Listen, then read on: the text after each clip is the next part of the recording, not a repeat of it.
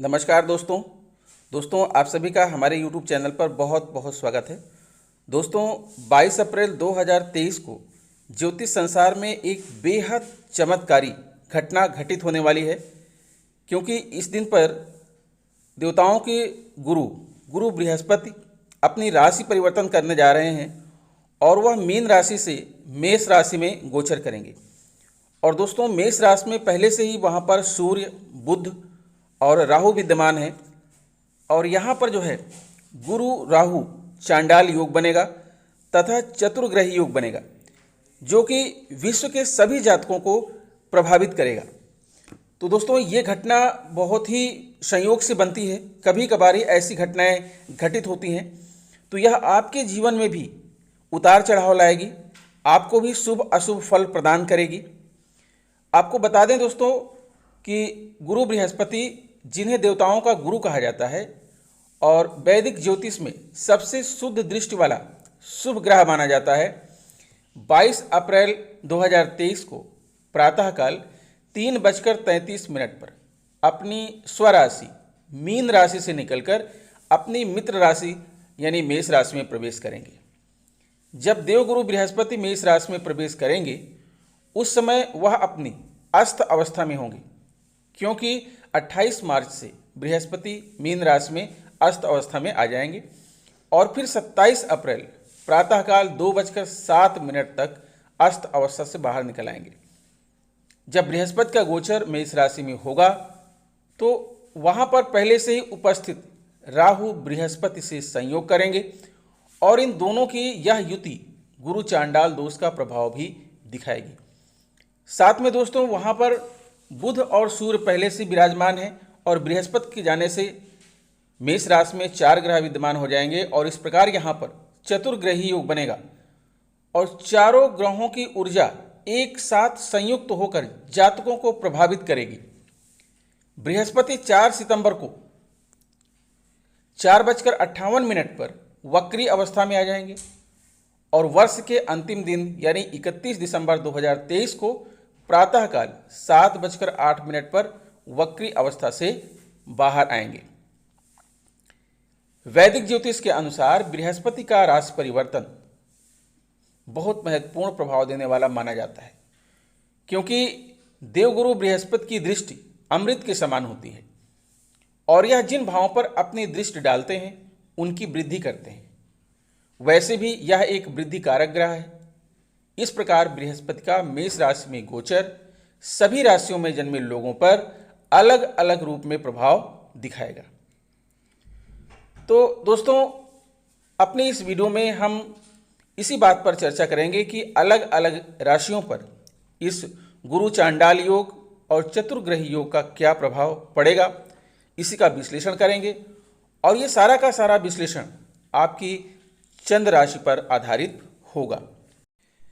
आइए अब विश्लेषण करते हैं तुला राशि के जातकों की कुंडली का।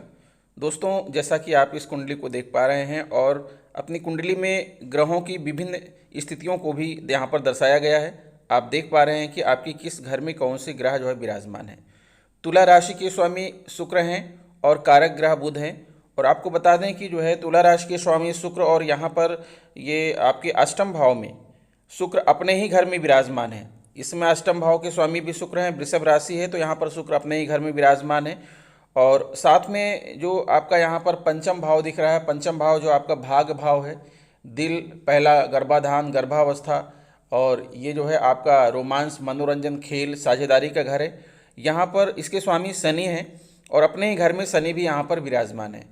और केतु जो है आपके द्वादश भाव में है और साथ में जो आपका यहाँ पर विशेष संयोजन बन रहा है, आपके सप्तम भाव केंद्रीय भाव में 4 ग्रह आपको दिखाई पड़ रहे हैं, बृहस्पति, राहु, बुध और सूर्य। 22 अप्रैल को जो है गुरु बृहस्पति जो है यहाँ पर गोचर करेंगे। ये मेष राशि है, मीन राशि से मेष राशि में गोचर कर रहे हैं, अर्थात छठे भाव से सातवें भाव में आपके गोचर कर रहे हैं। और यहाँ पर राहु पहले से ही विराजमान है तो गुरु राहु के साथ युति होकर गुरु चांडाल योग बन रहा है। साथ में बुध और शुक्र का जो है आपस में संयोजन से बुधादित्य योग बन रहा है। और उसके बाद 4 ग्रह आपके केंद्रीय भाव में हैं तो यहाँ पर चतुर्ग्रही योग भी बन रहा है। मंगल जो है वो बुध के घर नवम भाव में मंगल है जो कि बुध का घर है और सप्तम भाव में जो है बुध हैं जो कि मंगल का घर है, तो एक दूसरे का घर परिवर्तन करके यहाँ पर परिवर्तन योग बना रहे हैं। तो एक साथ जो है आपकी कुंडली में चार चार योग बन रहे हैं, तो इनका आपके जीवन पर क्या प्रभाव पड़ेगा। तो चलिए हम पहले एक एक का विश्लेषण कर लेते हैं कि कौन सा ग्रह आपकी कुंडली में कहाँ बैठा हुआ है और वो कैसा प्रभाव आप पर डाल रहा है। सबसे पहले शनि की बात करते हैं। तो शनि यहाँ पर पंचम भाव में विराजमान है और ये जो है पंचम भाव जो आपका यहाँ पर दिख रहा है ये है कुंभ राशि, और कुंभ राशि के स्वामी जो है शनि होते हैं। तो शनि जो है अपने ही घर में है, तो अपने घर में शनि रहेंगे तो निश्चित तौर पर जो है इस घर की जो भी लाभ हैं उसको ये बढ़ाएंगे। और साथ में शनि की जो है तीन तरह की जो दृष्टियां होती हैं, तो इनकी दृष्टियां कहाँ कहाँ पड़ रही हैं इसके बारे में भी हम जो है जान लेते हैं। शनि की जो है तृतीय, सप्तम और दसम दृष्टि है। तो शनि की सप्तम दृष्टि पड़ रही है एकादश भाव में, और शनि की जो तीसरी दृष्टि है, तीसरी दृष्टि जो है आपका पड़ेगी यहाँ पर आपके सप्तम भाव पर, जहाँ पर ये विशेष संयोजन बन रहा है, यहाँ पर शनि की दृष्टि भी पड़ रही है। और साथ में शनि की जो है जो दसम दृष्टि है, तो शनि की दसम दृष्टि जो है आपके द्वितीय भाव पर पड़ रही है। तो इस तरह से शनि की दृष्टियों का भी यहाँ पर प्रभाव पड़ेगा। तो सबसे पहले देख लेते हैं कि पंचम भाव में शनि जो बैठे हुए हैं तो यहाँ पर ये आपके लिए कैसा जो है परिणाम लेकर के आ रहे हैं। दोस्तों आपको बता दें कि जब किसी जातक की कुंडली में शनि पंचम भाव में होते हैं तो शनि के पंचम भाव में होने की शुरुआत के साथ ही जातकों के जीवन में समस्याओं का अंबार लग जाता है। समस्याओं की शुरुआत आपकी वैवाहिक से होगी। वैवाहिक जीवन में बहुत चीज़ें आपके नियंत्रण में नहीं होंगी। मानसिक अशांति के कारण आपका बिजनेस पार्टनर के साथ भी आपकी अनबन हो सकती है, जिसका सीधा असर आपकी व्यवसाय पर पड़ेगा। अगर आप चाहते हैं कि आपके व्यवसाय सही दिशा में चले और पहले की तुलना में ज़्यादा वृद्धि करे, तो इसके लिए ज़रूरी है कि आप अपने व्यवसाय को प्रभावित ना होने दें और अपने साथी के साथ संयमित भाषा में बातचीत करें। हालांकि यह सब आपके लिए आसान नहीं होने वाला, मगर आपको अपने संयम से काम लेना होगा। आपको अपने बच्चों के प्रति सतर्क रहना होगा, क्योंकि बच्चों के लिए यह समय सही नहीं है। इस समय या तो उनका स्वास्थ्य प्रभावित हो सकता है या फिर उनके निजी जीवन में कुछ विपत्ति आ सकती है। अगर आप विवाहित नहीं हैं लेकिन किसी के साथ संबंध में बंधे हैं तो आपको खास सलाह दी जाती है कि अपने रिश्तों के बीच खटास ना आने दें। समय अनुकूल नहीं है, आप दोनों को एक दूसरे की छोटी छोटी बात बुरी लग सकती है। ऐसे में कोशिश करें कि एक दूसरे की बात को दिल पर ना लगाएं, बल्कि एक दूसरे के साथ निभाएं। रिश्ते में आ रही खटास अपने आप कम होने लगेगी। आपको इस अवधि में खुद को मजबूत और धैर्यवान रखना चाहिए। वित्त स्थिति की बात की जाए तो फिलहाल आप कहीं भी निवेश करने से बचें। शेयर बाजार या सट्टेबाजी से बिल्कुल दूर रहें। अगर आप छात्र हैं और किसी प्रतिस्पर्धा परीक्षा की तैयारी कर रहे हैं तो इस संबंध में भी आपको अलर्ट रहने की आवश्यकता है। असल में आपको अच्छे परिणाम प्राप्त करने के लिए अथक प्रयास करने होंगे। और साथ ही दोस्तों यहाँ पर शनि की जो सातवीं दृष्टि है आपके एकादश भाव पर पड़ रही है। तो एकादश भाव पर शनि की दृष्टि पड़ने से यहाँ आपको कुछ जो है वांछित परिणाम प्राप्त हो सकते हैं, क्योंकि जब शनि का एकादश भाव में दृष्टि पड़ती है तो जातक पर शनि की कृपा भी बरसती है। यह जातक के लिए हर दृष्टि सकारात्मक होते हैं, यहाँ तक कि आपके जीवन में जो पहले नुकसान हुए हैं या क्षति हुई है, इस समय अवधि में उसकी पूर्ति होने की संभावना भी नजर आ रही है। यही नहीं, इस समय आपको खूब वित्तीय लाभ भी मिलेंगे। आपकी वित्त स्थिति सही रहेगी, इसलिए आपका मूड और मन भी सकारात्मक होगा। इसका असर आपके वैवाहिक जीवन पर भी दिखेगा और परिवार के अन्य सदस्यों के साथ आपके रिश्ते भी अच्छे होंगे। अब बात करते हैं कि आपके नवम भाव में मंगल विराजमान है, जो कि बुध का घर है। तो यहाँ पर नवम भाव में विराजमान होते हुए मंगल इसका कोई नुकसान तो नहीं कर सकते हैं, क्योंकि मंगल के घर में बुध हैं और बुध के घर में जो है मंगल हैं। और मंगल को जो है ग्रहों का सेनापति कहा जाता है। ये जमीन जायदाद, अचल संपत्ति, शक्ति, साहस, वीरता, क्रोध, शत्रु योद्धा, सेना आदि के कारक हैं। तो यहाँ नवम भाव में विराजमान होकर के मंगल आपको कैसा फल देंगे। नवम भाव जो होता है वो धर्म का भाव कहा जाता है। तो मंगल के विराजमान होने से यहाँ पर आपका धार्मिक कार्यों में जो है मन लगेगा।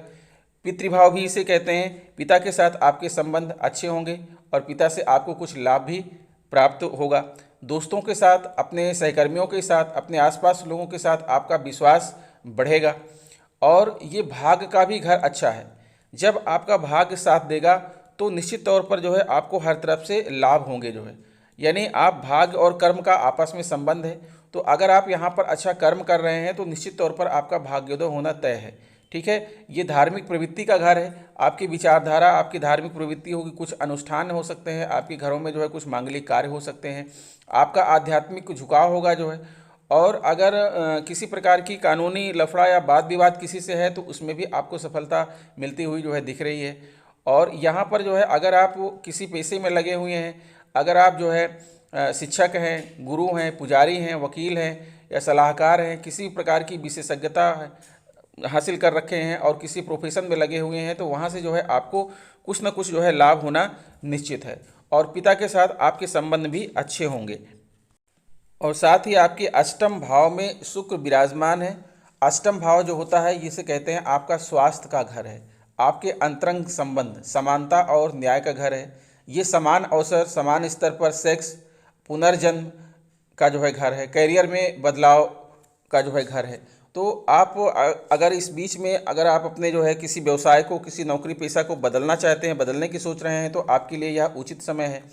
यहाँ पर शुक्र विराजमान है और आपको मालूम है कि शुक्र जो है कारक हैं सौंदर्य, ऐश्वर्य, परम आनंद, विवाह, प्रेम प्रसंग, शारीरिक भोग, इंद्रियों का भोग, परिवार, वाहन, भेंट, उपहार, रत्न, नृत्य, संगीत। अगर आप इस प्रोफेशन से जुड़े हैं या इसमें जुड़ना चाहते हैं, जैसे नृत्य, संगीत, गायन, वादन, अभिनय, सौंदर्य प्रसाधन, अगर आप से जुड़ना चाहते हैं, या आप रेस्टोरेंट चलाते हैं, जलपान की आपकी दुकान है, या फिर जो है आप छायांकन से, रंग से पेंटर हैं, जल क्रीड़ा से संबंधित हैं, तो इन सभी क्षेत्रों में जो है आपको सफलता प्राप्त होगी, क्योंकि यहाँ पर अष्टम भाव में आपके शुक्र विराजमान है।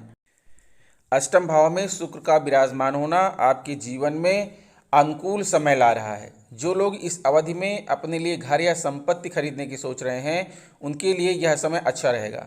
साथ ही आपको कुछ अन्य लाभ भी मिल सकते हैं। शुक्र गोचर के जो है ये जो समय है आपके अष्टम भाव में, इसमें जीवन में शांति और खुशियां लेकर आएंगे। जो लोग लंबे समय से संपत्ति खरीदने की सोच रहे हैं, उनका यह सपना इस अवधि में पूरा हो जाएगा। यही नहीं, जो लोग भौतिक सुख का आनंद लेना चाहते हैं, वह ऐसा करने में सफल होंगे, एक समृद्ध जीवन व्यतीत करेंगे। इस दौरान मजबूत और लंबे रिश्ते की शुरुआत होगी। आपके प्रेम निवेदन को स्वीकार कर लिया जाएगा और बहुत सी बातें पक्ष में होंगी। शुक्र का यह गोचर जातक के जीवन में धन, सफलता और समृद्धि लाएगा। अब बात करते हैं दोस्तों कि ये जो विशेष संयोजन बन रहा है आपके सप्तम भाव में, और इसकी दृष्टि भी आपके लग्न भाव पर पड़ रही है। इस संयोजन का जो यहाँ पर गुरु चांडाल योग बन रहा है, चतुर्ग्रही योग बन रहा है, साथ में बुधादित्य योग बन रहा है, परिवर्तन योग बन रहा है। आखिर इसका आपके जीवन पर क्या प्रभाव पड़ने वाला है? देवगुरु बृहस्पति आपके तीसरे और छठवें भाव के स्वामी हैं। तुला राशि से सप्तम भाव में गुरु का गोचर होने वाला है और यह गोचर आपके जीवन में बड़ा महत्वपूर्ण रहेगा, क्योंकि यह आपके जीवन में महत्वपूर्ण बदलाव लेकर आएगा। आप यदि किसी व्यापार से जुड़े हैं तो उसका व्यापक विस्तार होगा, लेकिन उससे पहले आपको कोई चोट खानी पड़ सकती है। इसका सीधा सा तात्पर्य यह है कि यदि आप किसी व्यापार में हैं तो अप्रैल से अगस्त के बीच गुरु चांडाल दोष और अन्य ग्रहों के प्रभाव से व्यापार में कोई बड़ी समस्या का सामना करना पड़ सकता है, जिससे व्यापार को लेकर काफ़ी भावुक और परेशान हो सकते हैं।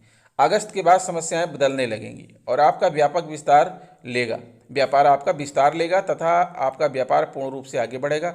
दाम्पत्य जीवन में भी सितंबर के बाद से अच्छे समय की आहट होगी। आप अपने जीवन साथी से निकटता का अनुभव करेंगे। आपके निर्णय लेने की क्षमता सुधरेगी, लेकिन उसके पूर्व का समय बेहद चुनौतीपूर्ण रहेगा, इसलिए आपको धैर्य के साथ आगे बढ़ना होगा। आपकी आर्थिक स्थिति में सुधार सितंबर से दिसंबर के बीच देखने को मिलेगा। इसके अतिरिक्त छोटी दूरी की यात्राएं आपका मनोबल बढ़ाने वाली साबित होंगी। कार्य क्षेत्र में भी सहकर्मियों का सहयोग आपको आपके काम में आगे बढ़ने का मौका देगा। आपको उपाय करना है कि बृहस्पतिवार के दिन देसी घी में पीले चावल बनाकर भगवान श्री हरि विष्णु जी को भोग लगाएं और फिर प्रसाद स्वरूप स्वयं ग्रहण करें।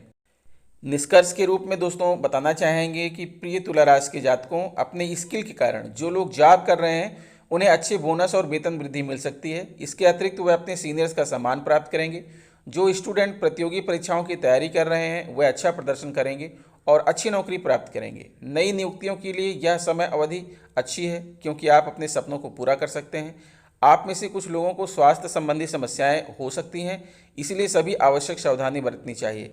तो दोस्तों, आशा करता हूं कि यह वीडियो आपको अच्छी लगी होगी और गुरु बृहस्पति आपको सदा प्रसन्न रखें, निरोग रखें।